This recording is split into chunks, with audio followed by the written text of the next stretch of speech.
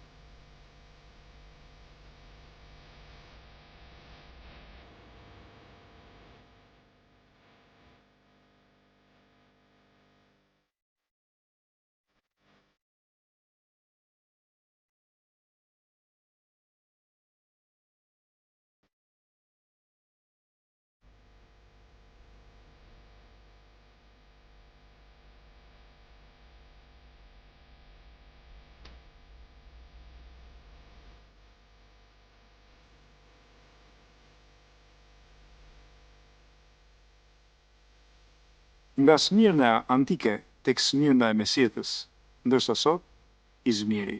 Qyteti që shtrihet para syve tanë, të mrekullon fillimisht me historinë e tij.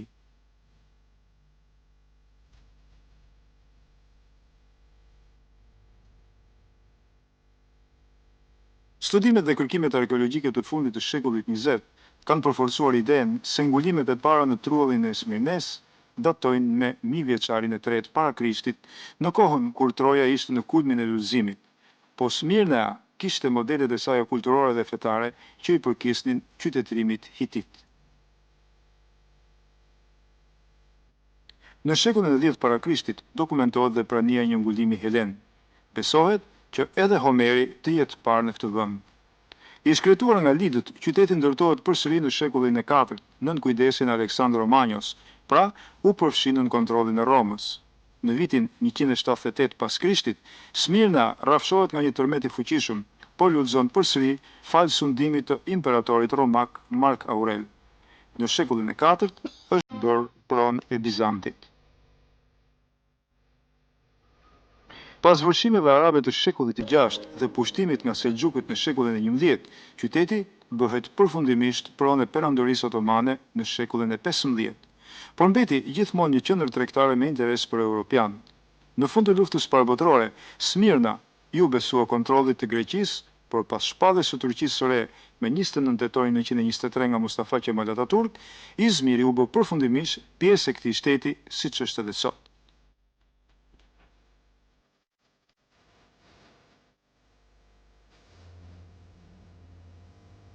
Në këtë përshkrim të shkurtër historik të cilit do t'i rikthehemi her pas here, në shekujt e fundit kanë lënë gjurmë edhe shqiptarët.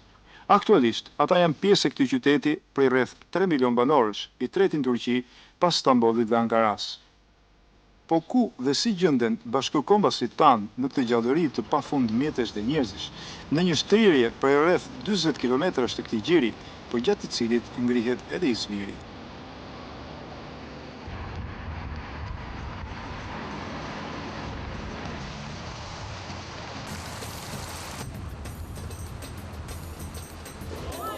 Le të takojmë së pari ata më të rinjt, studentët e ardhur nga Shqipëria. Universiteti e Gjeut ka 50.000 studentë, 80 për cilëve janë djemë dhe vajza tona. Ato studiojnë në fakultetet të ndryshme, por ne zgjodhem njërin, atë të gazetarisë, brenda të cilit është edhe dega radio televizion kinema. Tërë fakulteti gjatë prillit ka sezon provimesh, e megjithatë s'është e vështirë t'i gjesh të rinjt tanë.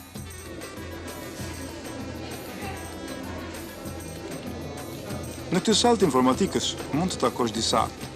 Ky është Bledi, që mbaron si vjet për televizion.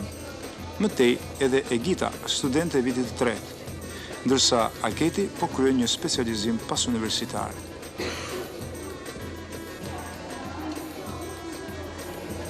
Radyo televizyon işletmelerinde bölümlendirme fonksiyonunu Pak qaste më vonë, futemi në provimin e lëndës menaxhimi televizionit.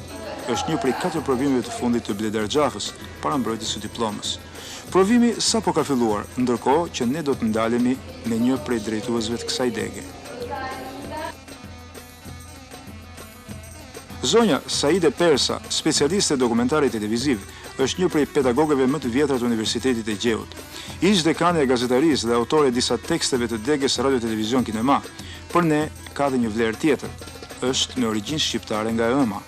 Krenare për gjyshin e saj Hysenin, që është larguar nga Shkupi më 1905 për t'i shpëtuar persekucionit slav, ajo e ka vendosur foton e tij në kompjuter për ta patur çdo ditë pranë. Zonja Persa, gjatë gjithë këtyre viteve që keni këtu si pedagoge dokumentarit, një konkluzion, një përfundim, një vlerësim për të gjithë studentët shqiptarë që keni pas sidomos të vitet e fundit. Kam 24 vjet si pedagoge në Fakultetin e Gazetarisë në Universitetin e Gjeut. Brenda kësaj periudhe shumë studentë shqiptar kanë kryer studime dhe specializime këtu. Mua më ka bërë përshtypje angazhimi dhe serioziteti në çdo lloj detyre që kemi ngarkuar dhe mënyra se si ata e kanë vënë në praktik. Të gjithë janë këmbgulës, një prej tyre është edhe Sokol Brahaj që s'mund ta harroj. Studentët na kanë ofruar dhe më shumë me bashkëkohëm si tanë me qëndrimin e tyre. Këtu në Izmir ne marrim pjesë në të gjitha festat familjare. Unë madje kam qenë edhe në disa martesa mes studentëve turq me vajza shqiptare. Më tërheq vëmendjen edhe lidhja e ngushtë që kanë mes tyre shqiptar të qytetit ton. Din edhe të këndojnë dhe të kërcejnë shumë bukur. Dhe kjo hyn tek tradita që trashëgojnë, për të cilën unë ndihem mirë.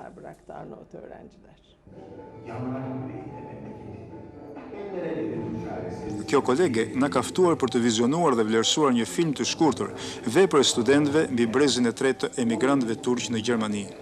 Një krijim të ri, sa e arritur artistikisht, aq edhe prekse, por dhe që flet për punën e bërë këtu për përgatitjen e specialistëve të rinj të mas medias së shkruar dhe elektronike. Ndalemi pas filmit atje ku ai merr jetë. Alket Ymeri,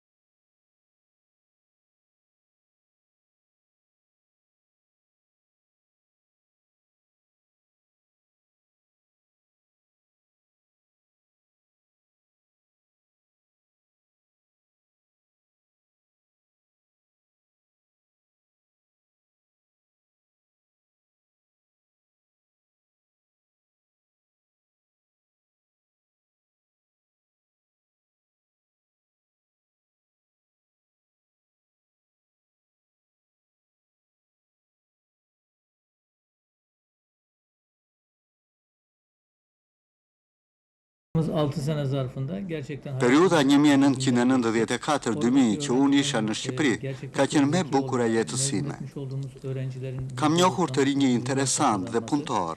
99% e atyre që kanë mbaruar shkollat tona tek jug kanë ndjekur studimet e larta. Unë krenohem me brezin tuaj të ri edhe këtu, sepse po e përfaqëson Shqipërinë me dinjitet. Ne shpresojmë se dijet që po marrin në Turqi do t'japin fryte në zhvillimin e ardhshëm të vendit tuaj. Edhe diçka, kur isha tek ju, më pyesnin gjithmonë, përse do kaq shumë Shqipëri? Të gjithëve u jam përgjigjur me sinqeritet. Unë jam gjysmë shqiptar. Faleminderit.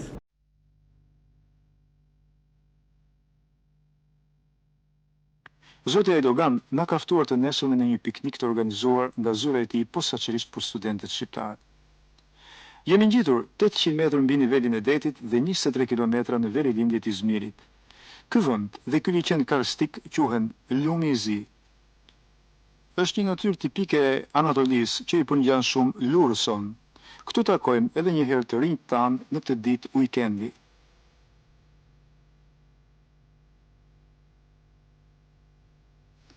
Natyrë që të rëmben e për një çast mund të harrosh përse ke ardhur. Aq më tepër kur pranvera aziatike shpalos tërë të fshehtat e saj që si gjen dot mes rrëmues dhe zhurmës së qytetit.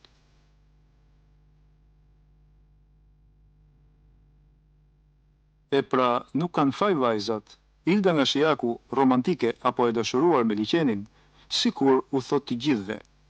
Mos më ngacmoni. Po Ledi nga Shkodra është studente e vitit të 6 në mjeksi. Ndoshta në këtë çast e kujtojnë fëminin dhe oborret e vendlindjes së saj.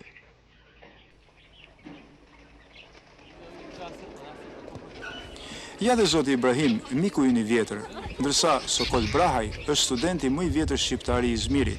Në universitet u njoh me Siditën me origjinë shqiptare që studionte për letërsi. Dy të rinjt kanë vendosur ta lidhin jetën së bashku. Orët kalojnë. Djemtë tanë, si dhe vajzat, kanë vendosur të rrinë deri vonë, ndaj u duhet të mendojnë për drekën. Në fakt, jeta studentore ka bërë djemtë nga njëherë edhe më nikoqirë se vajzat. Ndahemi prej tyre, por përkohësisht mbasi këtij tutje, ata do të jenë personazhet të dokumentarit tonë. Dhe mëtej, të vijojmë të tregojmë për Izmirin duke u ndalur nëpër të detit. Ngado që ta rrotullosh kameran, sfondi zbardh nga ndërtesat e pafund, aq sa me dënsinë e tyre ja fshehin reliefin kodrave ku ngrihen. Në fakt, qyteti shtrihet në tërë gjirin e Izmirit i vendosur në 5 kodra, por origjina e tij është në lagjen Bayrakli, ku janë gjetur dhe shenjat e para të lashtësisë së tij. Megjithatë, e sotme është e paimagjinueshme për atë që vetëm ka lexuar për Izmirin, dhe tani e sheh për herë të parë. Për shembull, kjo shëtitore ndërtuar mbi 100 vjet më parë e që shërbente si skela e qytetit, sot ka një transformim që vetëm 80 vjeçarët mund ta mbajnë mend.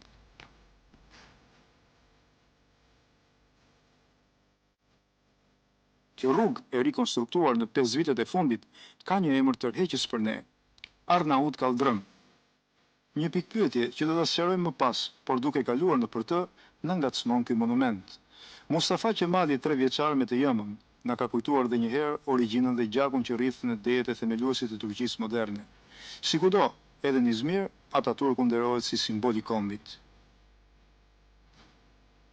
Mustafa Kemal Ataturku krijoi një shtet që deri më sot një vetëm ngjitje në çdo fushë të jetës, si kjo ndërtesë që e zotëron tërë qytetin.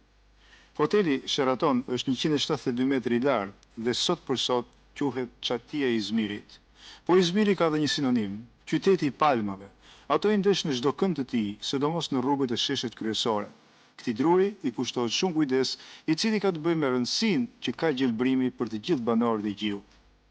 Ata kanë edhe një dobësi tjetër, ndërtimet e vjetra. Në lagjen Asansor, sot është ende në punë një ascensor i vitit 1907 i ndërtuar nga francezë.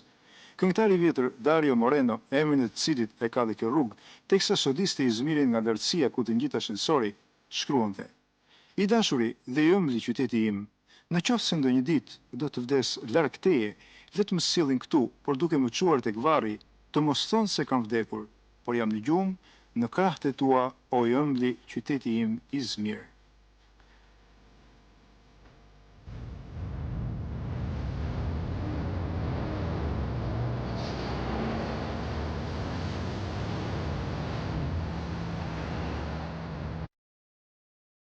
Këtë qytet e duan shumë dhe shqiptarët që jetojnë këtu, dhe ndjehen mirë.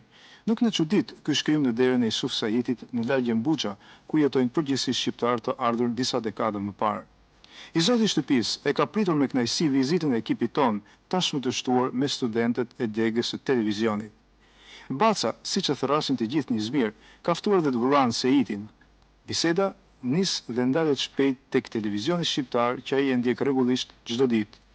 Dhe na u dashka që dokumentari ynë her pas here të ketë edhe ndonjë ndryshim në skenar, sepse Baca nuk do të na ndahet deri në fund të xhirimeve. Në shtëpinë e tij mësojmë dhe diçka tjetër. Ky burr 70 vjeçar, pas 15 vjetësh në emigracion, sapo ka botuar një libër për historinë e vendlindjes së tij. Ja pse në Izmir për Baci Sufin thonë, ai është shqiptari i shqiptarëve, për kufizim që na ngacmon të gjithëve.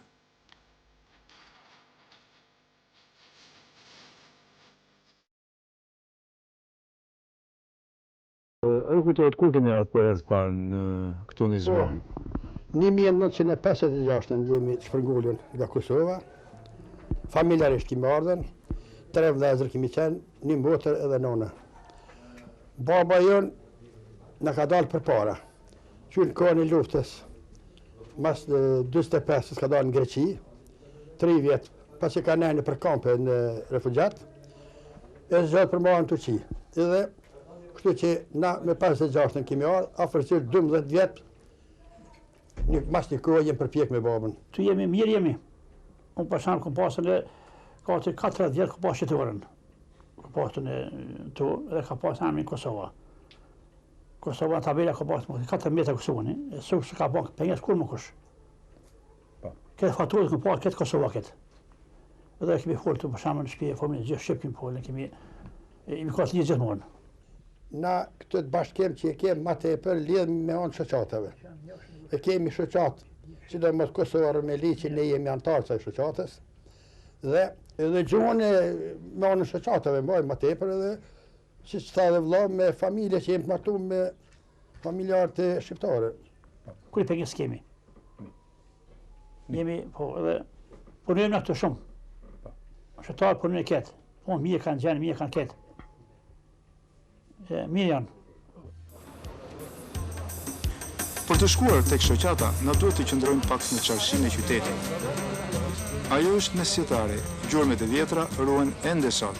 Si gjithmonë, jo është se për të huajt e veçanërisht për turistët, në çdo orë të ditës është plot.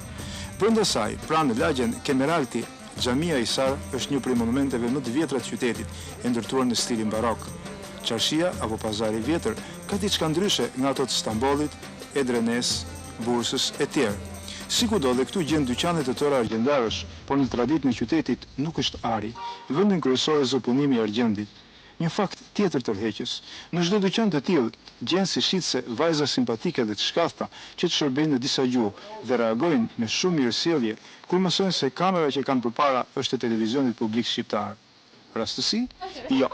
Mësojnë se një pjesë e dyqaneve të tilla janë të qytetarëve me origjinë të largët shqiptare. Fakt që na kujton edhe traditën tonë të vjetër në argjendari.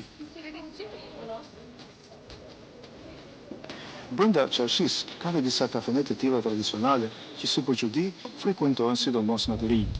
Është një vend ku me të vërtet mund të bësh një pauzë gjatë të ashtuquajturit shopping ose qoftë edhe gjatë zgjedhjes së një suveniri për të cilët shquhet ky qytet.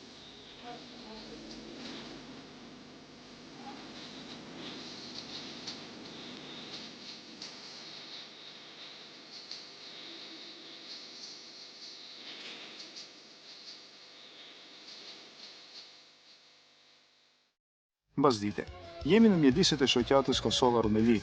Ata janë një pjesë e shqiptarëve të vjetër e të rinj që mbledhen këtu si zakonisht pas punës. Interesant për të theksuar edhe një herë fakti se këta burra na pyesin për kolegët tanë në Tiranë dhe flasin me respekt për programet e tyre që janë transmetuar e transmetohen çdo ditë. Kaq larg e kaq afër Tirana dhe ekrani ynë në këtë çaste. Gerçekte Arnavutlar da Prania juaj sot këtu sikur na e ka shtuar numrin e antarëve të shoqatës. Ne kemi ardhur në Turqi si shqiptar dhe kemi mbetur ashtu siç dhe kemi origjinën e të parëve tan. Ne nuk na njeh të tillë vetëm Kosova e Shqipëria, por mbar Ballkani, përmes bashkëveprimit që kemi me shoqatat e fqinjve ballkanik. E ne kemi ditur dhe dim të punojmë, madje disa kanë bërë emër deri në institucionet më të larta të shtetit turk. Po ama, kur nuk kanë haruar se një takim, sado i shkurtër në shoqat, të jep më shumë jetë, të zgjon origjinën. Aq më tepër kur së bashku kemi organizuar sa e sa veprimtari përmes së cilave kemi shijuar por dhe ruajtur folklorin ton, këngët, vallet, traditat dhe her pas here kemi ftuar ansamble nga vendi jam e do vazhdojmë t'i ftojmë ato. Pak më vonë, ndoshta edhe për rastësi, një mbledhje e zakonshme ku kryetari Vehap Savaşan dhe sekretari Rifat Savaşan informojnë për veprimtarinë e ardhshme për 6 vjetorin e shtrimit të Kosovës. Mbiemri Savaşan, që në turqisht do të thotë luftutari, ka dhe një domethënie. Ai ka të bëjë me origjinën e familjes së tyre në Kosovë. Të bën përshtypje edhe studenti Sokol, kryetari i shoqatës së studentëve shqiptar, që është dhe antar i shoqatës Kosova Rumeli, çka tregon se sa punojnë shqiptarët e Izmirit për ta përçuar ndjenjën kombëtare tek brezat më të rinj përmes veprimtarive. Një e vërtet që do ta shohim më konkretisht të nesërmen. Po njeriu që i ka mbështetur këto veprimtari në vitet e fundit, ka një vend të veçantë nderi në shoqat. Ahmet Prishtina, ose ish kryetari i Bashkisë së Izmirit, që u nda nga jeta 10 qershor. Përmendëm pak më sipër fjalët Arnaut Kalldrami, që s'kan nevojë për përkthim. Rrugë të shtruara sipas stilit tradicional shqiptar ka disa në qytet, të ndërtuara apo të rikonstruktuara në 5 vitet që kaluan. Figura e këtij shqiptari që i solli Izmirit gjatë kohës që drejtoi bashkinë aq shumë ndryshime, është padyshim ajo e njeriut me të cilin krenohen aktualisht të 3 milion banorë që jetojnë rrotull këtij gjiri.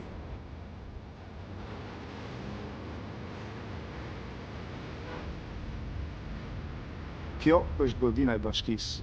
Krahas simboleve të kombit turk, ka një vend të veçantë edhe fotoja e Ahmet Prishtinës. Për gati 6 vjet që qëndroi në këtë institucion, ai kaloi çdo ditë këtu, i shoqëruar nga respekti dhe krenaria për këtë djalë Kosove, që e njohën dhe i njohu të gjithë.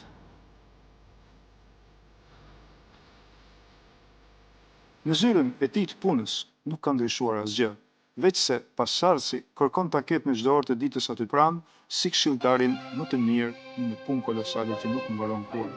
Shoku i tij i vjetër që e ka zëvendësuar ndjehet shumë i prekur edhe nga vizita jonë.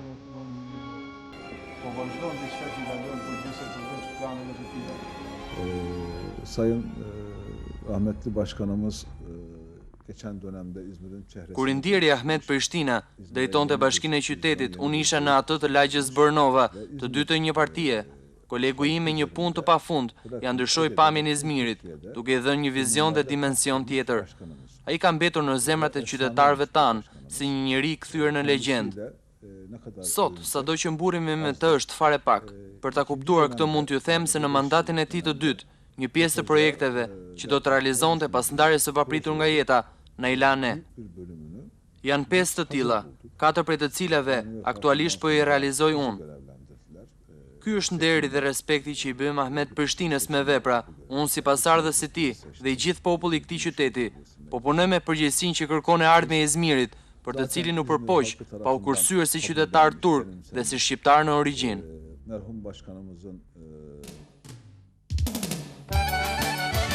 Mes tërat i rrjetit pafund të mjeteve të komunikimit në Izmir, ka dhe një institucion të vogël. Ai quhet Radio Merhaba apo Tunja Tjeta, siç i thonë në Shqip. Ajo është instaluar pranë këtij lokali ku zakonisht bëhen dasmat shqiptare. Pra bashkë me ceremonit, këtu mbahet gjallë dhe folklori i vjetër dhe i ri, por një rol të veçantë në ruajtjen e traditës shqiptare në muzikë e luan dhe vetë radioja Merhaba. Në një prej studiove të saj, ndjekim në transmetim të drejt për drejt një prej programeve të mëngjesit të së dielës.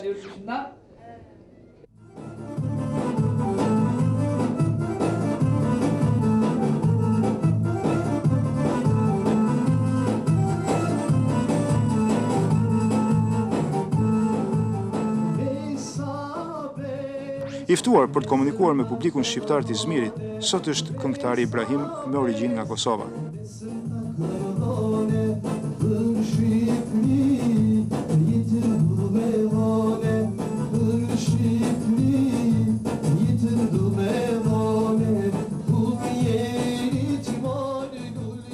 Kemi një gjuhë dhe një gjak, ndaj se që provojmë një ndjesi, teksa ky artist I ri I rritur këtu në brigjet e Egjeut e bën këngën tonë popullore të hyjë në shtëpitë e bashkëkombësve të tij.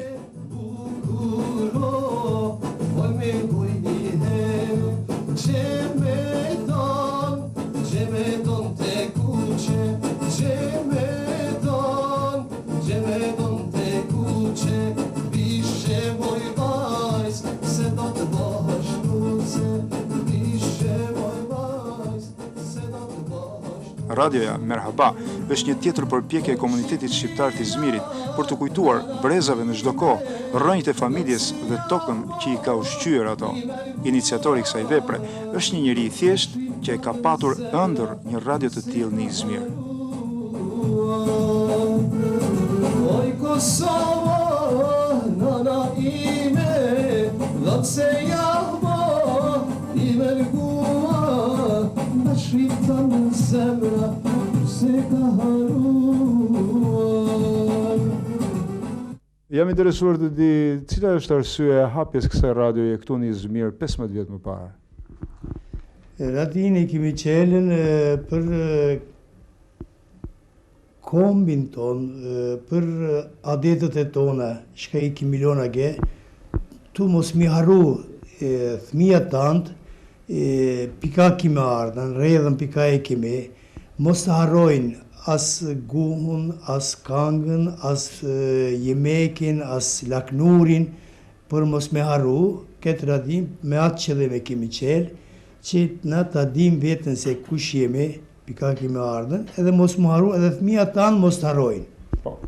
A mendoni që dëgjuesit e radios tuaj janë të gjithë shqiptarë dhe zëri radios tuaj shkon të gjithë këto shqiptarë? A shkon zëri radios këtë gjithë këto shqiptarë? Shkon, teren Çanakkale shkon, menion teren Nafjon shkon, menion njerën Denizli shkon për të gjithë Ege bölgesi.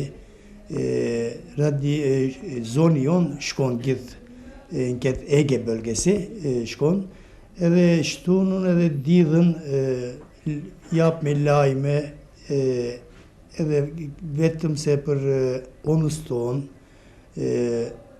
Makedoni, për Shqipni, Shqip edhe Boshnakqa edhe Makedonqe, tri fjalë jap me kanga, bisedime, adetet e tona,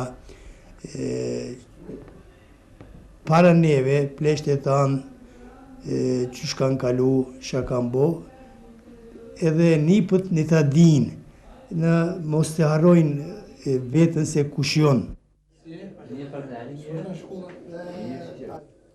Të nxitur nga programi që ndoqëm në radio, ndalemi edhe në një shtëpi tjetër. Jemi në familjen e Ibrahim Shengezit. Këtu flitet e vetëm shqip nga më I vjetri, pra gjyshi Sait, e deri tek vajza 5 vjeçare, e cila sot është e veshur si për festat tona për të nderuar miqt. Po më I vogli, Ismaili, kjo foshnje 6 muajshe gazon në duart e Alketit, që shikon sot për herë të parë. Po dhe zemra e vogël e ndjen thirrjen e shpirtit shqiptar që qëndron thellë qenies së këtyre njerëzve të rritur me dashurinë për tokën e të parëve, ndonse shumë larg prej saj. Oj luli e moj bukuri e bon shetit e moj darlëm dare, o lulu o dalili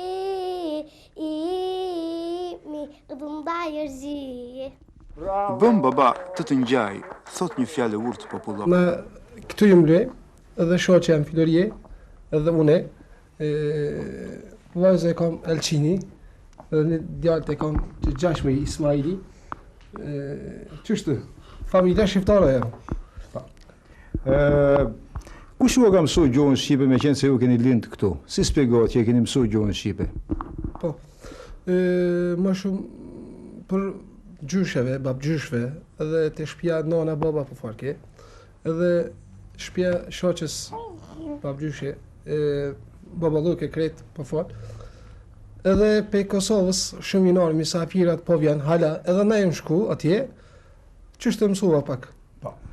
Gjyshi tha që dhe Ismaili të vogël më përpara dhe mësojmë shqip se sa turqisht këtu kur të rritet. A është e vërtet? Po, ç'është është. E vërtet është, po. Ç'tash do të më mësu njerë shqipin, masën e turqin, po ç'është është. Sa këngë dini në gjuhën shqipe që i knani, po kthejmë dhe herët e këngë. Dini shumë këngë? Po 40-50 këngë pëdim, ma shumë këngëve i vjetër. Pëdim se këtë shqiptarët para 40-50 vjetë i narë, qa e kam su, qëfar këngë atëre pëdike, kër i narë këtë vogël, ma atë këngë i vjetër kretë përdon, edhe që unë qështë këngëve i vjetër po këtë ma shumë. Po, do pysë Florien, vajzës, ku që ka mësu këngët më tepër, baba apo nana? Baba, migja ma shumë. A qërit, ma shumë baba. Po. Mirë, unë do t'i uroja një jetë të lumtur këtu në Izmir dhe shpresoj që Ibrahimin të shohim edhe në skenat e Shqipërisë, jo vetëm në skenat e Izmirit. Faleminderit. Mirë se ke në Arafet. Shumë faleminderit. Fale kretëve shqiptarëve, kretë shpinisve. Faleminderit. E pra, në Izmir jetokan njerëz të Zotë. Sigurisht që s'mund t'i takojmë të gjithë, por interesante është edhe familja Kabashi, një fis i njohur në Gjilan. Ata janë 3 vëllezër, Adnani, Qemali dhe Ajhani. Babai u mësoi që fëmijë një sekret të vogël, kudo që të shkojnë, duhet jetojnë vetëm me djersën e ballit. Dhe ja, sot ata kanë një park mallrash nga më të mëdhenjtë e kësaj zone. Punojnë shumë brenda dhe jashtë Turqisë në çdo kohë. Me këtë shpjegohet edhe mungesa e mjeteve në këtë mjedis gati të boshatisur.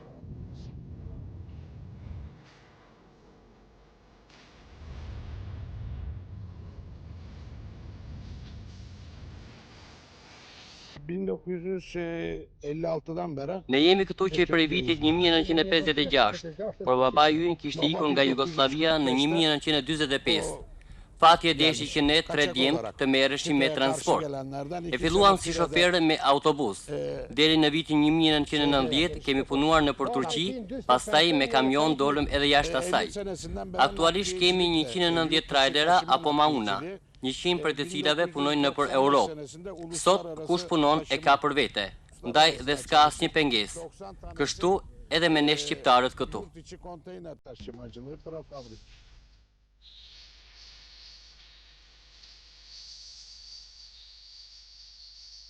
Nuk thamë kohë, që studentët do t'i kemi personazhet tanë. Sokoli na ka treguar se bashkë me dy shok, Fadilin dhe Muratin, sapo kanë hapur një lokal interneti. Brenda tij, një mjedis tërësisht rinor, si të ishim në fakultet. Në fakt, jemi diku pranë lagjes Buça. Djaloshi Murat jeton në Izmir, por është nga një fshat këtu afër. Gjyshrit i ka shqiptar nga Çamuria.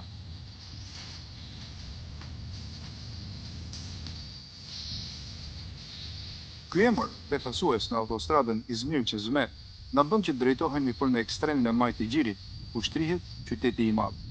Edhe këtu, Karaburuni është një gadishull ku janë vendosur disa fshatra shqiptare. I pari është Gjyl Bafçe, ose kopshti i trëndafilave.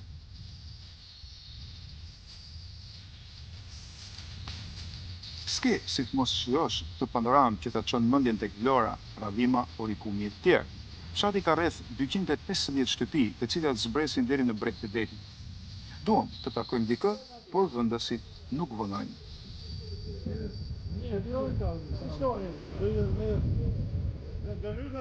Na e kanë ruar mirë se ardhjen në një shqipe të pastër. E pastaj biseda ndalet tek e kaluara e tyre e largët e deri tek e sotmja në të fshat. Bregu i Egjeut është ende i shkret sepse pranvera ka tropitur disi vonë si vjet, por shtëpitë të krijojnë idenë e një plazhi të ri apo në ndërtim të sipër. Sot banorët kanë ndetur po ata, njerëzit e punës. Të tillë janë dhe prindërit e djaloshit Murat, që ka ardhur t'i takojë si zakonisht. Edhe shqiptarët e Karaburunit janë krenarë për origjimin e tyre, çka e deklarojnë në çdo rast.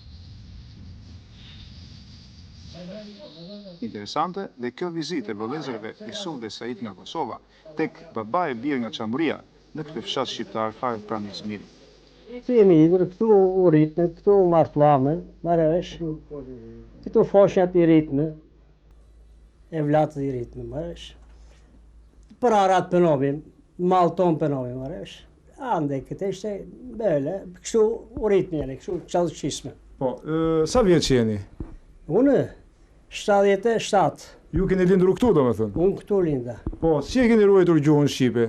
Gjuha jonë, nëna, baba, shqipla fosqin, e ne ajni gjuhën të atyre e mësuam. Po, nga keni ardhur? Nga kanë ardhur prindët tuaj? Plejtë Peseleniku kanë ardhur. Nëna, baba janë pe andaj ka ardhur, pe Qamrije. Pre Qamrije. Peseleniku ka ardhur, marrësh. Unë këtu kam lindur, kam rritur këtu në fshat, kam erdhur për 30 vjet i kam bërë, kam ikur për këtu në Izmir, të punoj në Izmir. Për dhe zaj që të nështisa me një vajzë, vjerën e kam për Kosove, tërë shqip, kështë vjerën i kave në Izmir, tërë shqiptarë mbriri që ati në kave, bëmit muabet. Tërë kjo shqishtë, pas të pak, tërë shqiptarë zumë të njojmë, të njëmë.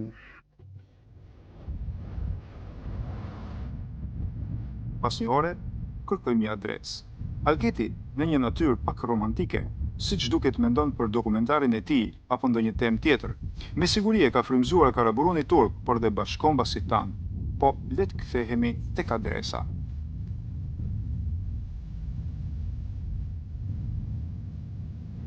Në lagjen periferike Nargëdere ka dhe një rrugë me emrin e Arkitekt Sinani. Në këtë shtëpi jetojnë 2 motra. Origjinën e kanë nga Dibra, por gjyshi i tyre është larguar nga vendindja rreth 1 shekull më parë. Po ne kemi edhe një arsye tjetër për të ndalur këtu. Kjo zonjë, 72 vjeçare që quhet Semiha Veyseli, një pjesë të jetës e ka kaluar në Tiranë. Në periudhën 1968-1971 ka qenë në Shqipëri me të shoqin ambasador i Turqisë në atë kohë.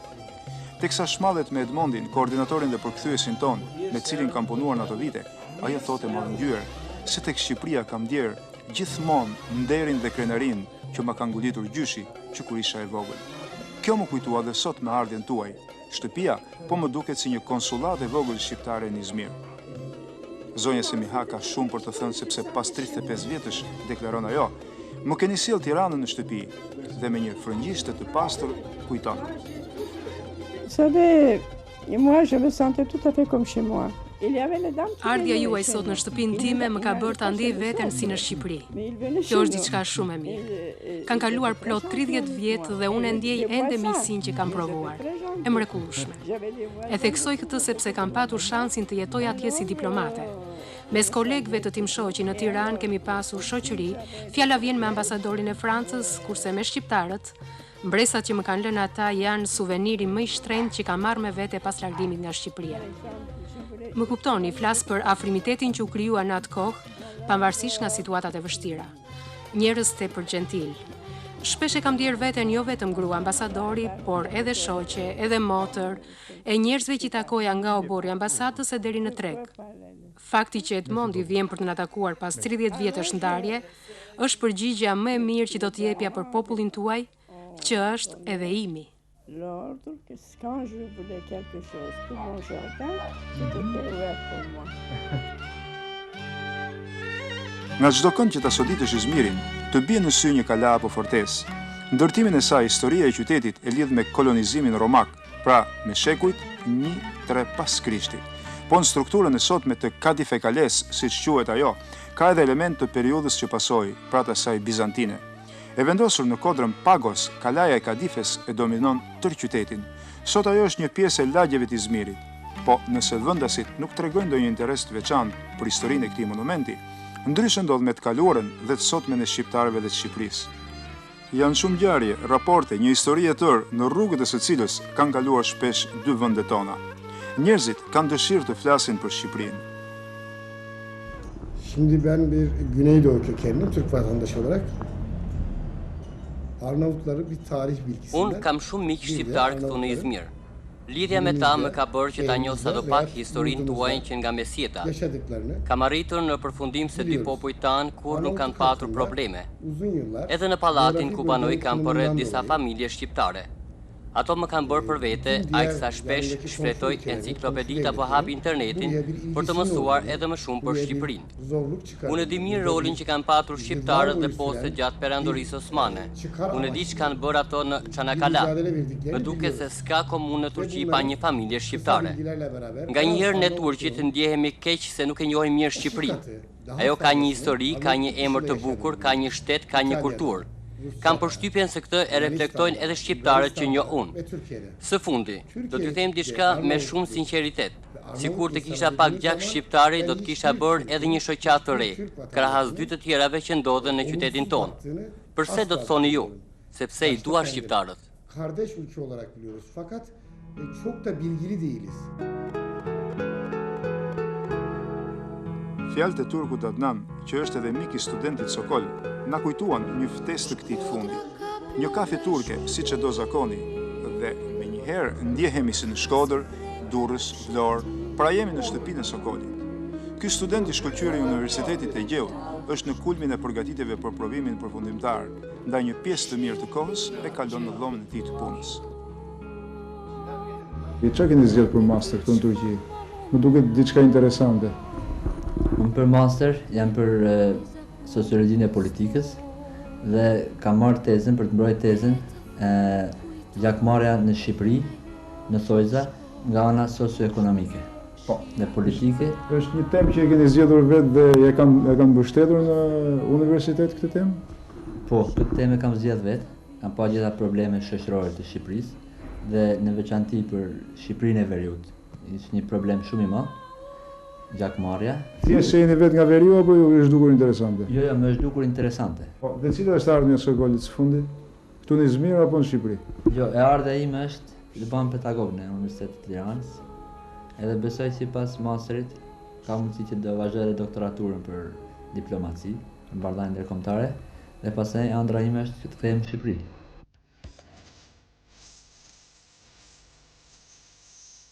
Tani na duhet të tregojmë diçka edhe për Egjeun, që lag Izmirin, në një qetësi prej 40 kilometrash në gjirin me të njëjtin emër.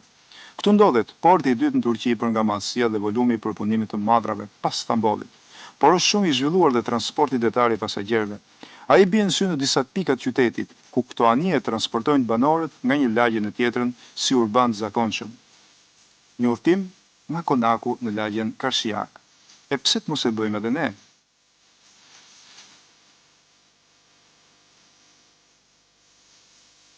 Nisemi për në ekstremin e djathtë të gjirit, një lundrim i këndshëm që zgjat vetëm 15 minuta. Ai të ofron pamje shumë tërheqëse të qytetit. Me ne, si gjithmonë në këto ditë, janë dhe studentët. Ndoshta pranë grupit të xhirimit u është ngacmuar imagjinata për një reportazh dokumentar a diçka më të vogël, tani në mbyllje të vitit shkollor. Sidoqoftë, një pjesë e tyre si vjet do të kthehen në Shqipëri të diplomuar. A nuk është interesante edhe kjo?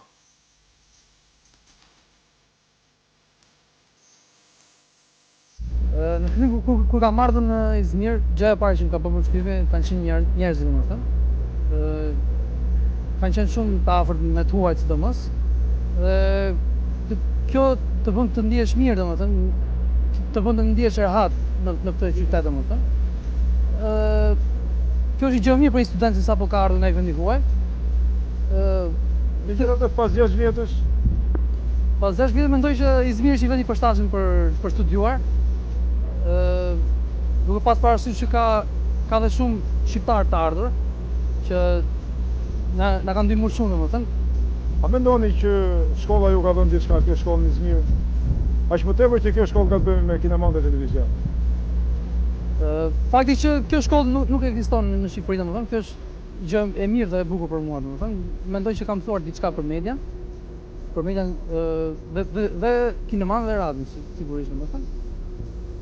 Edhe mendoj që entuziast sigurisht.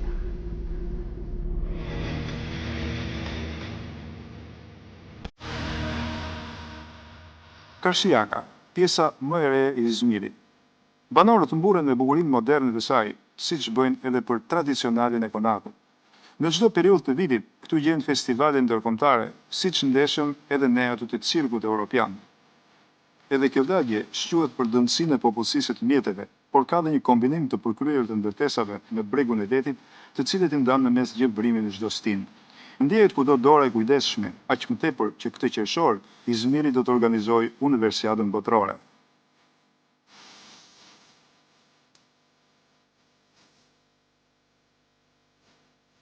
Që këtej mund shijosh një tjetër bukuri të tokës së Smirnës antike, por dhe këtë derë të hapur e bujarë për bashkëkombës si thanë.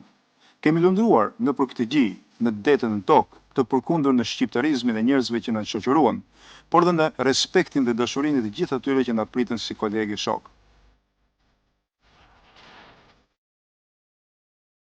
Dhe nuk do të harrojmë, në zyrën e Valiut apo prefektit Izmirit, jemi ndjerë miq e shkuar miqve që në çastet e para të takimit. Biseda me të mund datë tek fjala vëlla që na u servir gjatë gjithë këtyre ditëve. Ajo ka një pse. İzmir'in ekonomisine, kültürüne, yaşamına çok büyük katkıları olduğunu da burada... Miqësia që kemi patur dhe kemi me shqiptarët është historike. Vetëm në Izmir jetojnë mbi 300.000 bashkombas tuaj, pa harruar se në të gjithë rrethin janë 700.000. Shifra tregojnë se banorët tanë kanë krijuar një dialog, shembull në tërë botën për bashkëtesë. Këto lidhje po shtohen dita ditës, sepse kemi edhe dy shoqata shqiptare në Izmir, Kosova Rumeli dhe Sanxha Kosova. Turqia shqiptare ndjen veten të barabartë, ajsa, siç thatë edhe ju, jemi me të vërtet vëllezër. Komuniteti shqiptar këtu në Izmir ka dhe një ndikim në jetën ekonomike e kulturore. E theksoj këtë me kënaqësi sepse të paktën në këto 2 vitet e fundit që jam në këtë detyrë kam ndjer këtë. Madje edhe vetë personalisht kam lidhje me ta, siç i keni gjetur dhe sot në zyrën time. Kjo bashkëtesë më lumturon. Unë gjej rast që në emër të gjithë Izmirit të falenderoj bashkombasit tuaj për rolin që luajnë në jetën tonë. Kështu ka ndodhur historikisht, edhe në kohën e Osmanlive, shqiptarët ishin miqtë tanë më të mirë. Nëse aktualisht marrëdhëniet ekonomike me Shqipërinë kapin shifrën $114 milion, ne do t'i çojmë shpejt në 200, përmes investimeve tona të rëndësishme, ku padyshim ka një rol jo të vogël edhe Izmiri.